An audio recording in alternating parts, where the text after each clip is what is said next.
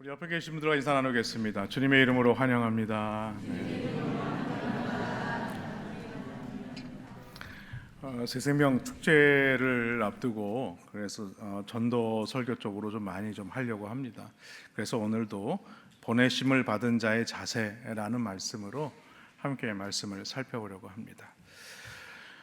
세계 제2차 세계대전 당시에 이 독일이 전쟁을 일으키고 전 세계에 큰 전쟁이 휩쓸고 많은 사람들이 죽음을 당하게 되죠. 그 당시에 독일의 유명한 신학자이고 설교가이고 또 목회자인 이 본 회포라는 목사가 있었습니다. 그는 젊은 나이에 미국에서 초청되어서 신학교의 교수로 일을 할 수 있었습니다만 그는요 자신의 조국인 독일로 다시 전쟁터인 독일로 돌아가게 되죠. 그가 독일로 돌아올 수밖에 없었던 이유는 무엇이냐면 히틀러를 암살하기 위한 단체에 가입하기 위해서였습니다. 그러나 그는 내부 고발자로 말미암아 비밀 경찰에 체포가 되었고 불과 독일이 패망을 3주 남겨두고 1945년 4월 9일 날 39세의 젊은 나이에 그의 가족과 함께 감옥에서 죽음을 당하게 됩니다. 본 회포는 그가 처형을 당하기 전에 감옥에서 꿈을 꾼 이야기를 합니다. 히틀러가 재판장이신 하나님으로부터 엄한 심판이 내려지는 장면을 보게 되는데 히틀러가 하나님 앞에 간절히 외원하는 것이었습니다. 뭐라고 애원을 하냐면 세상에 사는 동안에 누구라도 이런 세계가 있었으리라는 것에 대해서 누구도 자신한테 말해준 이가 없었다는 것이었습니다. 이 꿈을 꾸고 난 본 회포 목사는 가슴을 치며 회개를 하게 되죠. 그래서 그는 히틀러를 제거하는 것이 하나님의 뜻이라고 생각했지 이 세상의 모든 사람이 멸망하지 않고 구원받는 것이 하나님의 뜻이라고는 생각하지 못했다는 것에 대해서 회개하게 됩니다. 그래서 그는 히틀러의 영혼을 불쌍히 여기면서 그를 위해서 기도하기 시작합니다. 오늘 이 말씀을 드리면서 오늘 우리에게 가장 중요한 것이 무엇인가? 오늘 우리도 하나님의 이 부르심을 받은 자들이라는 것이죠. 누군가가 복음을 전한 자들이 있었기 때문에 오늘 우리가 부르심을 받게 되었고 이제는 우리 또한 이 부르심을 받게 된 이유는 무엇인가? 다른 이들에게 보내심을 받기 위해서라는 것입니다. 그러므로 우리는 이 복음을 전하는 일을 등한시 여겨서는 안 되는 것입니다. 우리 주위에 많은 영혼들이 우리 예수님을, 우리 하나님을 알지 못한 채 죽어가게 된다면 그 책임은 오늘 이 복음을 전해야 할 자들이 복음을 전하지 못했기 때문에 그것이 우리에게 책임이 된다는 사실을 우리에게 말씀하고 있는 것입니다. 그러므로 우리는 우리가 부르심을 받은 자일 뿐만이 아니라 우리 주님으로부터 보내심을 받은 자다라는 사실을 우리가 기억하고 우리가 이 좋은 소식을 전하기 위해서 그러면 보내심을 받은 자의 자세, 그의 삶의 태도, 그 모습은 무엇일까? 우리가 함께 말씀을 살펴보려고 합니다. 그 첫 번째가 무엇이냐면 올바른 열심을 가지고 전해야 하는 것입니다. 오늘 3절 말씀에 보니까 하나님의 의를 모르고 자기 의를 세우려고 힘써 하나님의 의에 복종하지 아니하였느니라 라고 말씀합니다.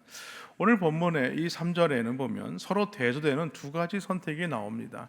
하나는 하나님의 의, 또 하나는 자기 의입니다. 유대인들의 선택의 의는 무엇이었냐면 하나님의 의가 아니라 자기의 의를 선택했다는 거예요. 그래서 하나님의 의에 복종하는 삶이 아니라 자기의 의를 나타내는데 열심을 가지고 살았다라는 것이죠. 여러분, 많은 성도들이 신앙생활을 하면서 쉽게 자기의 의에 열심을 가지는 이유가 있습니다. 예수님을 믿고 신앙생활은 하지만 그 신앙생활을 하면서 하나님의 뜻을 이루기보다도 자기 의를 드러내고 싶어하는 마음들이 더 많기 때문에 그렇습니다. 그래서 나타나는 현상이 있습니다. 그것이 무엇이냐면 영적 매너리즘입니다. 자기의 의로 말미암아 영적 매너리즘에 빠지게 되면 그 성도는요, 신앙의 능력을 상실하는 것뿐만이 아니라 영적 탈진에 빠지고 마는 것입니다. 그런데 더 큰 문제는 무엇이냐면 자신의 잘못된 열심으로 말미암아 자신뿐만이 아니라 다른 사람의 영혼도 죽게 만든다는 사실입니다. 그리고 유대인들이 그러한 동기를 가지게 된 이유를 오늘 5절은 이렇게 말씀합니다. 모세가 기록하되 율법으로 말미암는 의를 행하는 사람은 그 의로 살리라 하였거니와 라고 얘기하죠. 그러니까 율법을 온전히 행하게 되면 자신들이 의롭게 된다고 생각했다는 것입니다. 그래서 그들은 자기의 의로 이 율법을 지키기 위해서 정말 최선을 다해서 노력을 했습니다. 그런데 역설적이게도 이 율법은요, 지키면 지킬수록 어떤가? 그들에게 돌아오는 것은 이 불가능하다는 절망뿐이었다는 것이죠.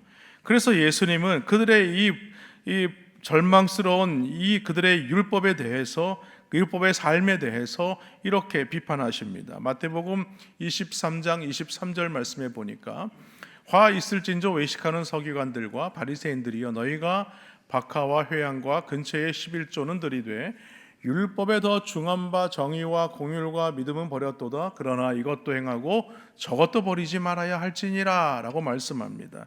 그러니까 그들은 율법의 사소한 일에는 중하게 여기면서 정작 중요한 율법의 근본적인 정신에 대해서는 그것을 중요하게 여기지 않는다는 겁니다. 다시 말해서 예수님이 주신 새 계명이 무엇입니까? 서로 사랑하라는 것이었어요. 그런데 정말 중요한 것이 모른 채 그들은 율법을 지키기에 급급했다는 거예요. 사실 사도 바울은요, 주님을 만나기 전에 자기 의에 대해서 지나치게 열심을 가졌던 사람입니다.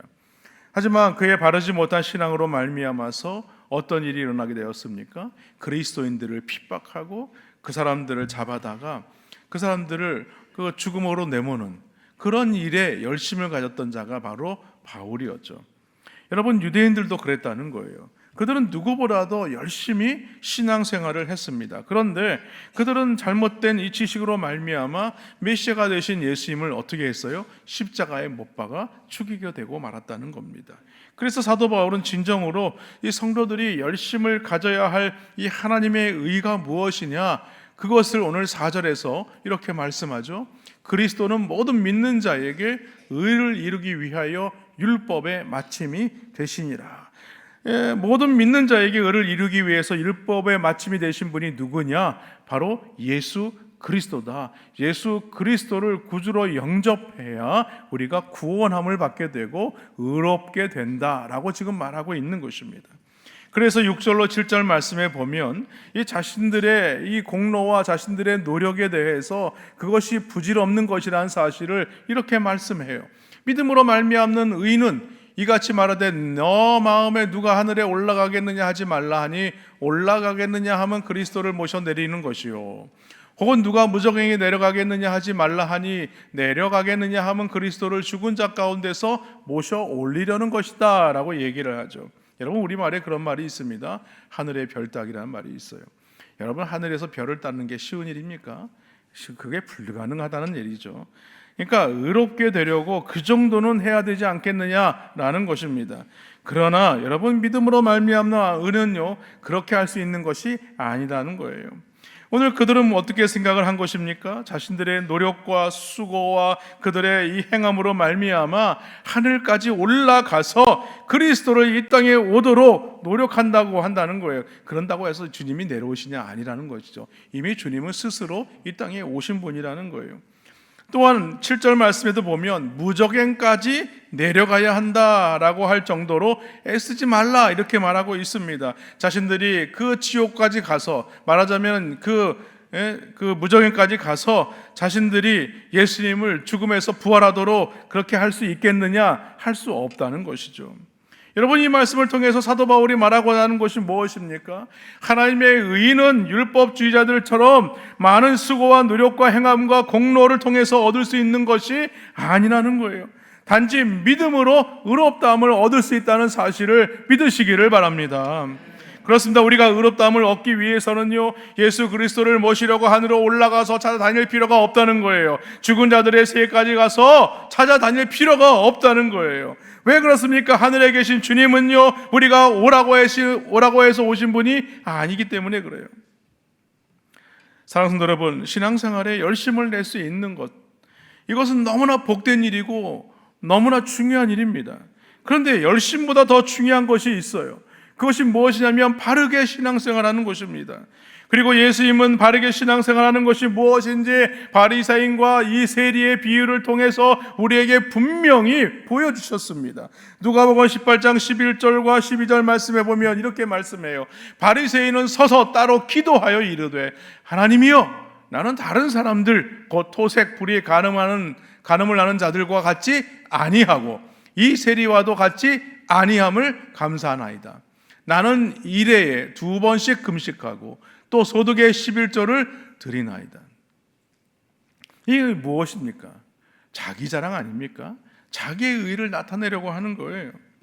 바리새인들은요, 자기의 의를 자랑하면서, 세리는 멀리 보면서 우리는 저들과 같지 않습니다. 우리는 저들과 분명히 다릅니다. 나는 이렇게 합니다. 일주일에 2번씩 금식하고 11조도 하고 이렇게 내가 하나님 앞에 헌신하고 있습니다. 그렇게 말한다는 거예요. 근데 세리는 어떻다는 거예요? 감히 하늘을 우러볼 수가 없는 거예요. 가슴을 치면서 나는 죄인입니다. 그렇습니다. 바른 신앙생활이 뭐냐? 자기의 의를 드러내는 것이 아닙니다. 나의 나된 것과 나의 모든 것이 하나님의 은혜입니다 라고 고백하는 것이 바로 하나님의 의라는 사실을 믿으시기를 바랍니다. 바라기는 우리가 이 올바른 신앙으로 열심을 품고 주님을 기뻐하시는 그 신앙생활을 하시기를 주님의 이름으로 간절히 축원합니다. 두 번째로 보내심을 받은 자의 자세는 뭐냐? 적극적으로 전하는 것입니다.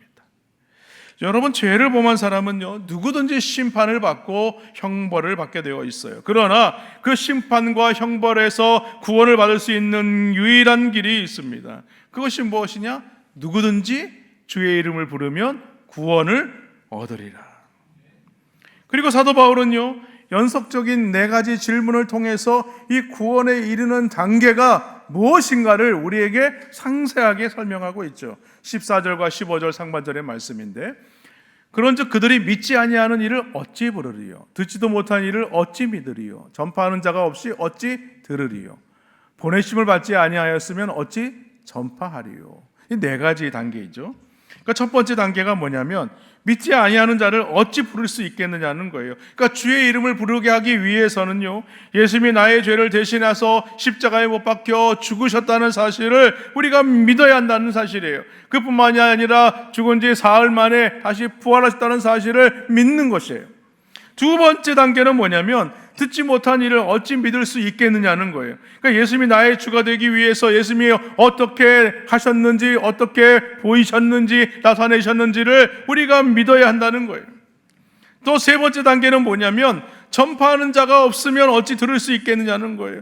누군가가 예수님이 주가 되신다는 사실을 전한 자가 있었기 때문에 우리가 그 복음을 듣고 예수님을 구주로 영접할 수 있었다는 거예요. 네 번째 단계는 무엇입니까? 보내심을 받지 않으면 어떻게 전파할 수가 있었겠느냐는 거예요.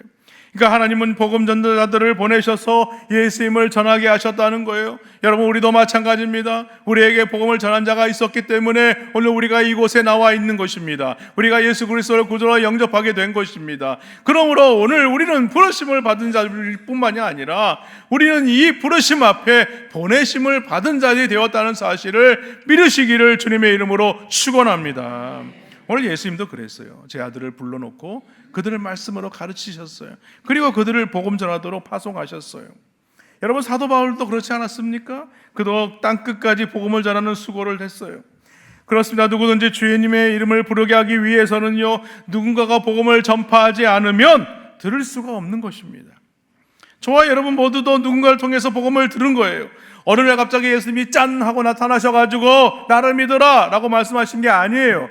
부모를 통해서든 친구를 통해서든 우리 주위에 있는 자들을 통해서든 전도자를 통해서든 모든 그런 자들을 통해서 내 귀에 복음이 들려짐으로 말미암아 우리의 마음을 주장하시는 성령의 은혜로 우리가 주님 앞에 나올 수 있게 된 것입니다. 그렇기 때문에 다른 사람이 구원받게 하기 위해서는 어떻게 됩니까? 우리가 이제는 복음을 가지고 가는 자가 되어야 되는 거예요. 보내심을 받은 자가 되어서 적극적으로 복음을 전파해야 하는 것입니다. 그 외에는 다른 방법이 없는 것입니다. 왜냐하면 하나님은요, 전도라는 방법을 통해서 영혼을 구원하는 수단으로 삼으셨기 때문에 그래요. 그리고 이 중요한 일을 하나님께서 누구에게 맡기셨어요? 오늘 부르신 자들에게 맡기신 거예요. 오늘 우리에게 맡기신 거예요. 고린도후서 5장 18절과 19절 말씀에 보면 모든 것이 하나님께로부터 났으며 그가 그리스도로 말미암아 우리를 자기와 화목하게 하시고 또 우리에게 화목하게 하는 직분을 주셨으니 곧 하나님께서 그리스도 안에 계시사 세상을 자기와 화목하게 하시며 그들의 죄를 그들에게 돌리지 아니하시고 화목하게 하는 말씀을 누구에게 부탁했다고요? 우리에게 부탁했다는 거예요. 우리는 원래 죄로 말미암아 하나님과 원수된 자였어요. 그러나 하나님은요, 우리의 죄값을 치르시기 위해서 누구를 보내주셨습니까? 예수 그리스도를 보내주셨어요. 그래서 우리 대신을 예수님께서 죽게 하심으로 말미암아 하나님과 원수되었던 자들이 이제 하나님과 화목하게 된 자가 되었다는 거예요. 그렇기 때문에 이제는요, 이 화목하게 된 일로 말미암아서 화목하게 하는 이 말씀을 가지고 즉 복음을 전할 것을 우리 하나님께서 우리에게 부탁하셨다는 거예요. 그뿐만이 아니죠. 마태복음 28장 19절로 20절 말씀에 보면 제 아들에게로 전도를요 명령하셨어요. 그러므로 너희는 가서 모든 민족을 제자로 삼아 아버지와 아들과 성령의 이름으로 세례를 베풀고 내가 너희에게 분부한 모든 것을 가르쳐 지키게 하라. 볼지어다 내가 세상 끝날까지 너희와 항상 함께 있으리라 하시니라. 여러분, 이것은 주님의 최고 명령이죠. 예수를 믿는 사람이라면 이 명령은요, 누구에게나 주어진 명령입니다. 뭐 전도를 잘하는 사람들에게만 주어진 명령이 아니에요. 예수를 믿는 모든 자들에게 주어진 하나님의 명령이란 사실입니다. 그런데 여러분, 여기서 이제 퀘스천 마크가 생기는 거예요. 여러분, 우리가 전도하지 않는 여러 이유가 있죠. 전도를 잘 하지 못한다는 그런 생각입니다. 아유, 전도는요, 전도 훈련을 받은 사람이 갈 수 있는 거죠. 아유, 저같이 생짜배기 처음 예수 믿은 지도 얼마 안 됐는데 어떻게 전도합니까? 여러분, 근데 그 중에서 가장 큰 전도하지 못하는 이유가 무엇인지 아십니까? 영혼에 대한 관심이 적기 때문에 그래요. 우리는 이것을 신앙 이기주의라고 합니다. 아니, 나만 구원받으면 됐지 뭐 굳이 내가 사람들 찾아가서 뭐 전도할 이유가 있겠어? 다른 영혼에 대한 불쌍히 여기는 마음이 없는 거예요. 아유, 그 영혼 복음 전하지 않으면 저 영혼 영원히 지옥불에 영원히 살게 될 텐데. 여러분, 그 사람이 사랑하는 아내고 사랑하는 남편이고 사랑하는 자녀라고 생각해 보십시오. 가만히 내버려 두겠습니까? 아니라는 거죠. 전도하지 않은 두 번째 큰 이유는 무엇이냐면 전도는 어려운 것이라고 생각한다는 거예요.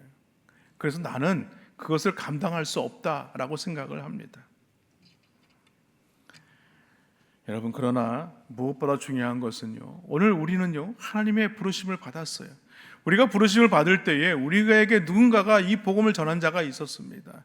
그리고 그 복음을 듣고 우리의 마음을 여신 이가 누구예요? 우리 하나님이시라는 거예요. 그러므로 우리는요 오늘 이 부르심을 받고 이제 우리가 보내심을 받아서 그 복음을 전할 때에 그때부터 누가 일하시는 거예요? 우리 하나님께서 일하시는 거예요. 우리 성령님께서 일하시는 거예요. 근본에 우리가 전도 대상자를 작정했잖아요. 아유, 이 사람이 뭐 내가 10년째 전도했는데도 교회에 한 번 나오지도 않던 사람이 뭐 나오긴 하겠어? 여러분, 그렇게 말할 수 있어요. 그러나 여러분, 우리가 하면요 할 수 없어요. 그러나 우리가 위해서 기도하게 되면 그 사람의 이름을 부르면 누가 일하세요? 우리 하나님이 일하시는 거예요. 성령님이 찾아가서 그 사람의 마음의 문을 두들기시는 거예요. 두들기시고 그 마음을 열어주시는 거예요. 우리가 그런 자들이었어요. 우리가 그렇게 완악한 자들이었어요. 여기 여러분 앉아 계신 분들 중에 모태신앙도 있고 또 신앙생활 자연스럽게 하신 분들도 계시지만, 그러나 평생 예수님 믿을 것 같지 않던 사람이 그 복음을 듣고 이곳에 앉아 계신 분들도 계세요. 그러므로 우리는요 하나님의 복음을 전하는 삶을 살아야 하는 것입니다. 우리는 복음을 전하라고 그 말씀하신 그 말씀을 붙들고 그대로 순종하면 되는 거예요. 바라기는 오늘 그러한 마음으로 그런 열심을 가지고 적극적으로 우리 전도 대상자들에게 나아가서 복음을 전하시는 우리 모든 성도님들 되시기를 주님의 이름으로 축원합니다. 마지막으로 보내심을 받은 자의 자세는 뭐냐? 좋은 소식을 전하는 것입니다. 오늘 15절 말씀에 보니까 보내심을 받지 아니하였으면 어찌 전파하리요? 기록된 바 아름답도다. 좋은 소식을 전하는 자들의 발이요함과 같으니라. 여러분, 교회가 세상에 줄 수 있는 최고의 가치가 있습니다. 그 최고의 가치는 뭐냐? 복음입니다. 복음. 그리고 세상에서 가장 중요한 가치는 무엇이냐? 바로 우리 예수 그리스도이십니다. 여러분, 그런 중요한 가치를 세상에 전해야 되는 거예요. 근데 그것을 전하지 않으면 그들은요, 그 예수님을 알 수 있는 방법이 없는 거예요.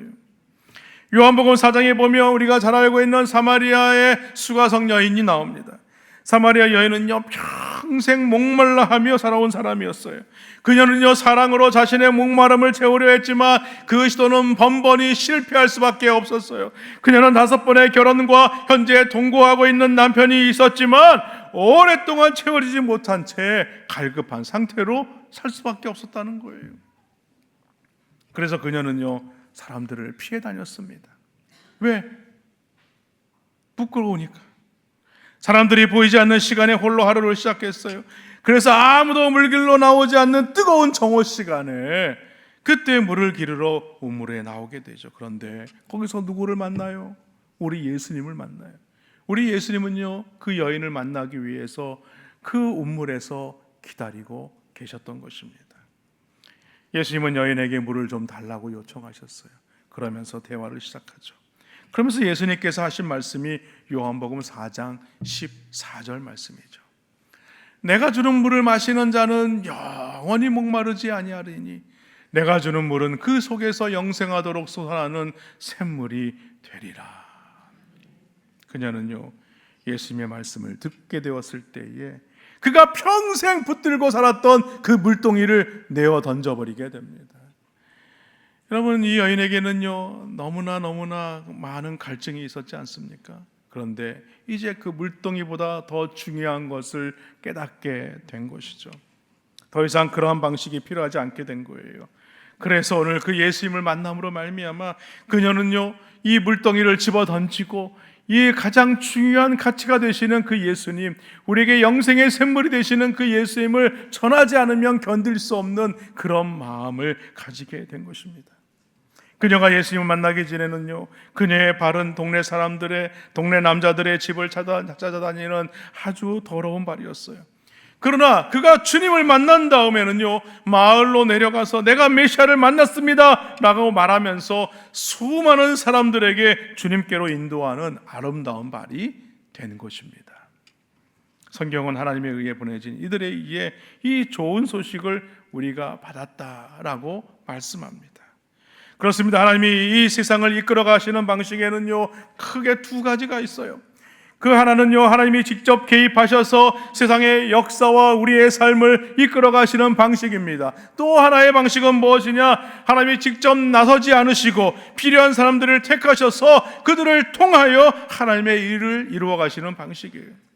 근데 성경을 보면요, 이 두 가지 방식이 다 사용되지만 무엇보다도 이 후자의 방법을 택해서 하나님의 일을 감당하게 하시는 것을 알 수가 있습니다.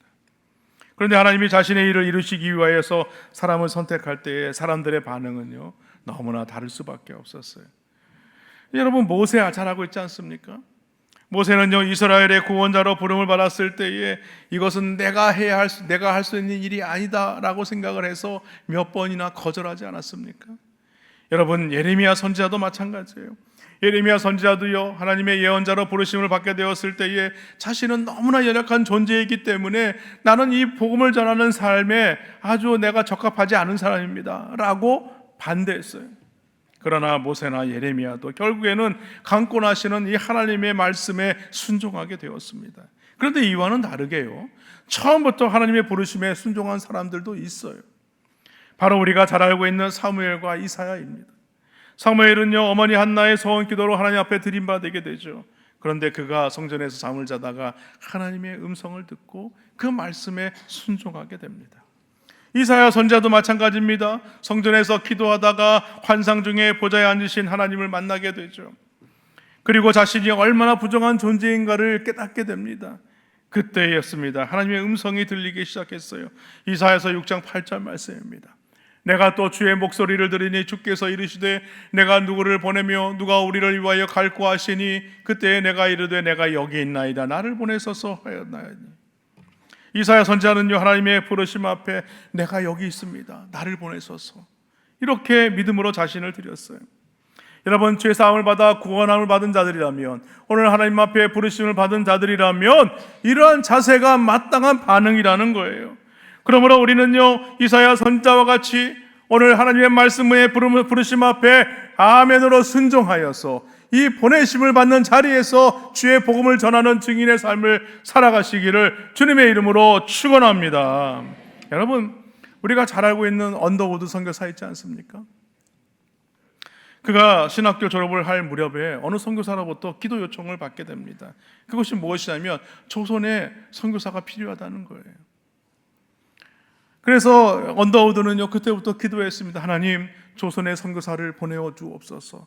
선교사가 필요합니다 라고 기도하기 시작했어요. 그런데 언더우드가 하루는 기도하는 중에 성령의 음성을 듣게 되죠. 어떤 음성을 듣느냐? 왜 너가 갈 생각은 하지 않고 왜 다른 사람을 보낼 생각만 하느냐? 언더우드는요, 그 음성을 듣고 하나님 앞에 고백합니다. 주여, 나를 보내소서. 그리고 언더우드는요, 자신이 선택한 이 선교지가 인도였는데 그 인도에서 선교지를 조선으로 바로 바꾸게 되죠. 그리고 이 조선이라는 나라는요, 그 당시에 세국 정책을 폈기 때문에 대원군 잘 알고 있지 않습니까? 그래서 이 은둔의 나라, 그러니까 알려지지 않은 나라, 숨겨진 나라, 그런 나라였어요. 그런데 그가 하나님의 부름에 순종하여서 1885년 4월 5일 부활절 아침에 인천항을 통해서 우리나라에 들어와 복음을 전하게 되죠. 이처럼 하나님은요, 다양한 방법으로 각 사람들을 통해서 하나님의 일을 감당하게 하십니다. 하나님의 부르심에는요, 그렇기 때문에 오직 순종만이 있어야 하는 것입니다. 어차피 순종해야 할 일이라면 하나님의 진노하심에 맡기기보다 맞고 잘할래, 말할 때 잘할래, 이거예요, 이거. 그렇죠? 네. 맞고, 어차피 요나가 그러지 않았습니까? 참 그 사람은 맞을 짓을 한 거죠. 그렇죠? 그러니까 맞고 잘할 건가 아니면 안 맞고 잘할 것인가, 그 둘 중에 하나 선택하셔야 돼요. 말씀을 정리합니다. 여러분, 오늘 주님께서 우리에게 예수 믿고 구원받게 하신 것은요, 나만 잘 믿고 구원받는 삶을 살아라, 이 얘기가 아닙니다. 오늘 우리에게 이 복음이 들려지게 하신 것은 우리로 이 복음을 듣고 복음의 빚진 자의 마음을 가지고 그 아버지의 마음을 가지고 복음의 현장으로 나아가게 하시기 위함이라는 거예요. 다시 말해서 우리는요, 부르심을 받은 자이지만 보내심을 받은 자라는 거예요. 그렇기 때문에 우리는 복음의 현장에 나아가야 하는 것입니다. 하나님을 알지 못하는 자들을 만나야 하는 것입니다. 그들에게 복음을 전해야 되는 것입니다. 그들에게 예수님이 구주가 되심을 전해야 되는 것입니다. 그들에게 영원한 생명을 가르쳐 주어야 하는 것입니다. 그리고 그 영혼이 그 지옥에 멸망당하는 자리가 아니라 구원함을 받아서 천국에 들어갈 수 있도록 인도해야 하는 것입니다. 여러분, 그리고 그 살아있는 증거가 뭡니까? 바로 나입니다. 나. 내가 예수님의 복음을 듣게 되었고 그 예수님의 복음을 들음으로 말미암아 주님을 구주로 영접하게 되었다는 거예요.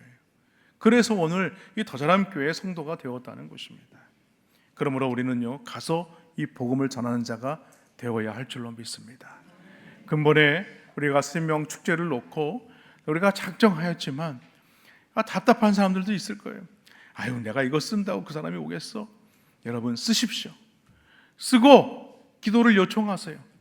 함께 기도합시다. 그러면 하나님께서 그 마음 가운데 찾아가 주시어서 그 마음의 문을 두들기시고 열어주실 줄로 믿습니다. 그래서 근본에 이 새생명 축제, 한 영혼을 천하보다 귀히 여기시는 그 주님의 기뻐하심을 바라보면서 우리 이 복음을 증거하는 증인의 삶을 살아가시기를 주님의 이름으로 간절히 축원합니다.